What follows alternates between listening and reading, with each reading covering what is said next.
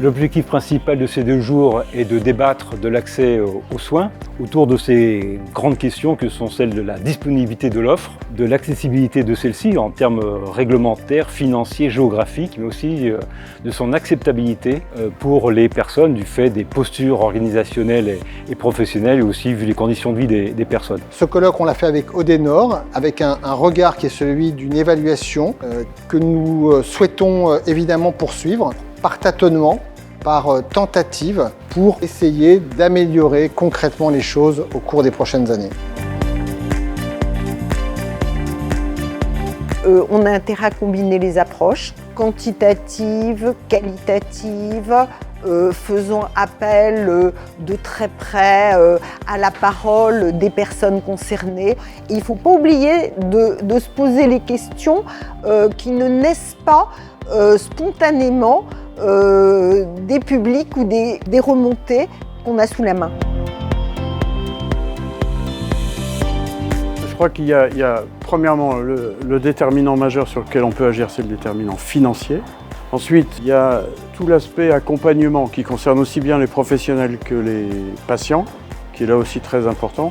Mais il ne faudrait surtout pas oublier que l'ensemble se situe dans un contexte large, qui est un contexte socio-économique et qui est la complexité du système de soins.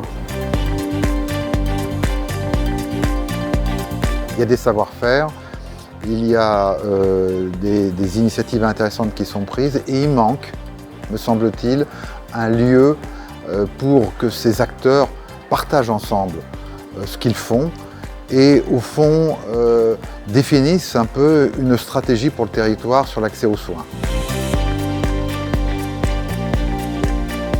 C'est un bilan positif à la fois sur le fond et sur la forme parce qu'on a entendu des acteurs échanger, on a entendu des points de friction et je pense que c'est normal parce qu'on est sur une thématique qui est majeure, c'est la thématique du droit à la santé et heureusement qu'on n'est pas tous d'accord sur comment il faut faire pour améliorer les choses, mais ça dit aussi qu'on peut faire différemment et qu'on peut faire mieux à l'avenir. Ce colloque, je crois qu'il a d'abord permis de démontrer à quel point l'assurance maladie considère la question de l'accès aux soins comme une question totalement centrale. Il ne suffit pas d'améliorer les droits théoriques des assurés. En réalité, ce que nous voyons, c'est que quand bien même ces droits existent, il y a une distance qui est là, que parfois nous ne soupçonnons pas suffisamment. Et on est très conscient que nous devons, pour franchir une étape, aussi réussir à travailler davantage en partenariat parce que l'assurance maladie n'est pas le seul acteur. Travailler avec les associations, travailler avec les collectivités locales, travailler avec les professionnels de santé.